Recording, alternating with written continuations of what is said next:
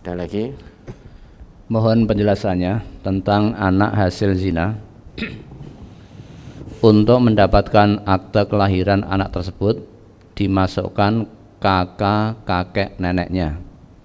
Karena untuk mendapatkan akte harus ada buku nikah dari orang tuanya. Ada sebagian orang yang mengatakan itu benar dan nanti kakeknya bisa menjadi walinya kalau mau nikah. Oh, ini tidak punya bapak kok. Ya. Bapak ibunya polah. Ini tidak punya bapak. Cara nasab tidak punya. Mergo polah laki-laki dan wanita.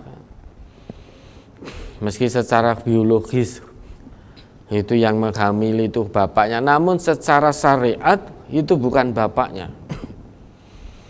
Gara-gara polahe wong tuane, madorotnya sampai menimpa anak yang tidak tahu apa-apa. Wong tua mung gelem penake tok. Padahal Allah sudah sediakan pintu halal. Kenapa pilih pintu haram? Wah, nggak asik kalau pintu halal. Kalau pintu halal habis nikah harus memberikan nafkahnya ini itu dan lain sebagainya. Mending pintu haram. Kalau pintu haram, kue kabruk selesai, udah. Nah, karo kewan kok aji kewan kan itu. Sama binatang kok masih berharga, ada harganya binatang. Kalau binatang wajar kabruk karena nggak punya nur, nggak punya fitrah, nggak punya akal sehat. Adanya hanya hawa nafsu. Nah, manusia itu diberi oleh Allah fitrah. Bisa membedakan mana yang hak, mana yang batil, diberi akal sehat. Kok mau asal kabruk? Sudah ada pintu halal, kenapa pilih pintu haram? Ini bertanya, ini mesti ada kejadian. Akhirnya terjadi betul. Polah orang genah, kemudian perempuannya hamil, lanangnya melayu. Yang menghamili tidak bertanggung jawab, melayu, mung gelem nyirami tok ora gelem ngerawat. Nah, nanti lari nyirami tanaman lain. Nanti begitu lagi lari lagi. Akhirnya perempuannya hamil melahirkan anaknya perempuan, bingung ketika mau nikah. Kemudian dimasukkan dalam akte kakek dan neneknya. Dalam akte kakek dan neneknya yang berhak menjadi wali nasab itu dari jalur bapak. Ya, itu bukan bapaknya. Nah, nanti maka wali hakim.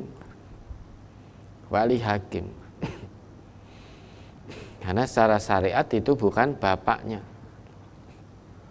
Akhirnya anaknya tadi diakoke anaknya baik. Masuk dalam akte. Diakoke anaknya baik. Padahal bukan anaknya baik. Padahal itu cucunya. Anak kandung dari anaknya. Anak kandung dalam arti itu anak biologis yang menghamili tadi. Misalkan yang menghamili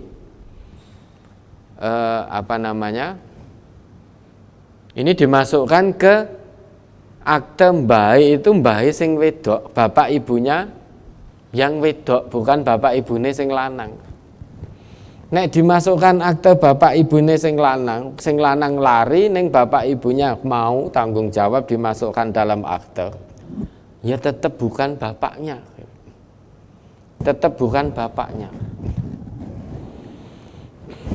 Kemudian dimasukkan dalam akte bapak ibunya, artinya sing wedok tadi. Diakoke anake mbahe. Padahal ibunya ngerti kalau itu bukan anak dari bapak ibunya. Ibunya tahu persis bahwa itu anak dia sendiri. Karena untuk menutup malu, lantas dimasukkan ke dalam akte bapak ibunya. Dan memanggil ibunya mungkin dengan mbak atau apa. Ya dengan mbak, karena ibunya tadi anak mbak juga. Maka manggil ibunya mbak. Nah, anaknya dia sendiri memanggil dirinya mbak dan masuk ke dalam akte mbak, manggil mbak jadi bapak, jadi ibu. Ini bagaimana? Ada unsur kebohongan. Ada unsur kebohongan. Ya sudah, kalau memang mau memasukkan akte itu, katakan terus terang, qulil haqq walau kana murran. Jujur. Kalau kita jujur, Allah akan berikan jalannya. Oh, enggak bisa. Wong ngene-ngene wis mesti mboten saged niku. Kata siapa mesti mboten saged? Kan kata manusia. Kalau kata Allah tidak. Allah itu ya akan senantiasa menolong hambanya yang jujur. Mau memasukkan ke dalam akte baik, katakan sejujurnya. Meski pahit akibatnya yang paling pahit tidak bisa dimasukkan ke dalam akte baik. Ya ora apa-apa. Namun kita junjung tinggi kejujuran, karena kita jujur itu adalah perintah Allah, perintah Rasul. Kalau mentaati perintah Allah, perintah Rasul dengan ikhlas, sabar, mujahadah, istiqomah, Allah tidak akan tinggalkan hambanya yang jujur. Allah akan berikan makhraj, berikan jalan keluar. Man yattaqillaha yaj'al lahu makhraja. Barang siapa yang bertakwa kepada Allah, Allah akan berikan makhraj. Makhraj di situ masih umum, artinya sesuai kehendak Allah. Apapun dari manapun solusinya sekehendak Allah. Namun syarat untuk mendapatkan makhraj solusi dari Allah harus takwa. Salah satu ciri hamba Allah yang bertakwa adalah jujur. Jujur mengatakan yang sesungguhnya apapun, sepahit apapun akibatnya. Oh lah, ini kalau jujur nanti tidak bisa masuk ke dalam akte baik. Kata siapa? Itu kan kata manusia. Makhluk itu tidak bisa menghalangi kehendak Sang Khalik. Sekuat apapun makhluk tidak bisa menghalangi kehendak Sang Khalik.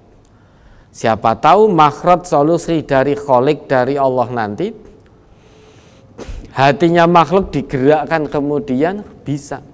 Kita tidak tahu, namanya makhraj di situ masih umum, nakiroh sifatnya. Masih umum. Kalau kata manusia tidak bisa, ternyata Allah ngendika bisa. Dengan syarat bertakwa tadi, katakan jujur, jangan bohong. Kalau bohong hati-hati. Sedangkan kita sebagai umat Nabi Muhammad sudah diwanti-wanti oleh Nabi kita. Wa iyyakum wal kadziba. Dan jauhkanlah dirimu dari perbuatan dusta, perbuatan bohong. Mengapa? Fa innal kadziba yahdi ilal fujur. Karena perbuat bohong, berkata dusta, tidak jujur itu akan membawamu kepada satu kedurhakaan. Ya, durhaka kepada Allah. Kita bicara tidak jujur, bicara bohong itu sedang durhaka kepada Allah. Mengapa? Karena Allah perintahkan kita untuk berkata jujur. Sedang kita berbohong, berarti kita menentang perintah Allah. Orang yang menentang perintah Allah berarti dia durhaka kepada Allah. Orang yang durhaka yahdi ilan nar, kedurhakaan itu akan menyeret pelakunya pada neraka, membawa pelakunya masuk menuju neraka. Wa ma yazalur rajulu yakdzibu wa yataharral kadziba hatta yuktaba indallahi kadzaban. Meskipun demikian, sudah tahu apa yang menjadi ketetapan Rasulullah, yaitu agar kita jauhkan diri kita dari berbuat bohong. Meski tahu bohong itu satu kedurhakaan, dilarang keras oleh Allah, oleh Rasul. Meski sudah tahu begitu, namun akan selalu ada demi meraih keuntungan-keuntungan duniawi, akan ada orang yang senantiasa berbohong. Bayataharral kadhiba, dan memilih kebohongan. Hatta yuktaba indallahi kadzaban, hingga dia dicatat di sisi Allah sebagai pembohong, sebagai pendusta hanya demi mengejar keuntungan duniawi. Maka kulil haq walau kana murran, jangan takut berkata jujur. Memang biasanya orang berkata jujur itu awalnya akibatnya pahit. Namun dia berkata jujur itu karena murni ikhlas mengikuti, bersegera menjalankan seruan Allah, seruan Rasulullah. Meski awalnya pahit, namun akhirnya akan manis, khilwah. Akan manis karena solusinya dia dapatkan dari Allah, akan Allah berikan solusinya. Orang tidak berkata jujur, awalnya manis akibatnya. Awalnya manis, tidak berkata jujur. Nah, seperti ini kan manis. Nanti bisa menikah, bisa ini itu, sehingga punya bapak dan lain sebagainya. Namun akhirnya nanti di hadapan Allah rugi. Akibatnya pahit. Manis di hadapan manusia, pahit di hadapan Allah. Maka tinggal pilih, mau manis di hadapan manusia akibatnya, namun akibatnya di hadapan Allah pahit, atau pahit di hadapan manusia namun manis di sisi Allah. Tinggal pilih. Tinggal pilih ya. Jangan takut berkata jujur. Memang pahit, awalnya pahit, namun hasil akhirnya luar biasa. Dicatat di sisi Allah sebagai hamba Allah yang jujur. Alaikum bisidqi. Ini wajib ini. Wajib atasmu untuk berbuat, untuk berkata jujur. Fa inna sidqa yahdi ilal birri. Karena kejujuran itu akan membawa seseorang kepada kebaikan. Wa innal birra yahdi ilal jannah.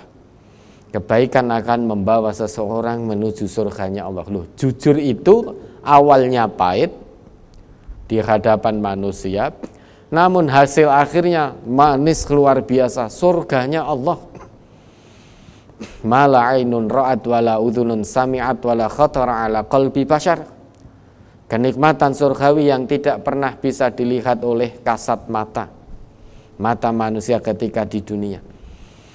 Kenikmatan yang tidak pernah terdengar oleh telinga manusia ketika di dunia. Kenikmatan yang tidak pernah bisa dibayangkan oleh benak manusia. Hasil akhirnya manis luar biasa. Tidak semua orang mendapatkannya. Wa ma yazalur rajulu yasduku wa yataharras sidqa hatta yuktaba indallahi siddiqan. Dan meski jujur itu pahit, akibatnya pahit di hadapan manusia, mungkin tidak mendapatkan keuntungan duniawi, meski sudah tahu itu, akibat yang pahit itu, namun akan tetap ada manusia-manusia yang selalu berbuat jujur dan memilih kejujuran, meskipun pahit dunianya. Namun dia tetap memilih kejujuran, tidak mau berbohong, meski tidak mendapatkan keuntungan dunia. Akan selalu ada manusia-manusia, hamba-hamba Allah, dengan segala resiko dan konsekuensinya, dia memilih kejujuran. Karena kejujuran itulah kehidupan akhirat. Hatta yuktaba indallahi siddiqan. Hingga akhirnya apapun yang terjadi, orang itu tetap memilih kejujuran sampai dia ditetapkan oleh Allah di sisinya sebagai seorang hamba yang jujur, sehingga diizinkan oleh Allah untuk kelak menghuni surga-surganya Allah.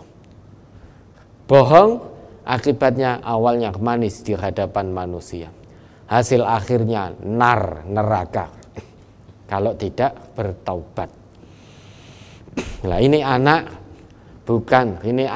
bukan hasil dari pernikahan yang halal secara syariat, secara agama, dimasukkan ke dalam akte kakek dan neneknya, tetap tidak punya bapak.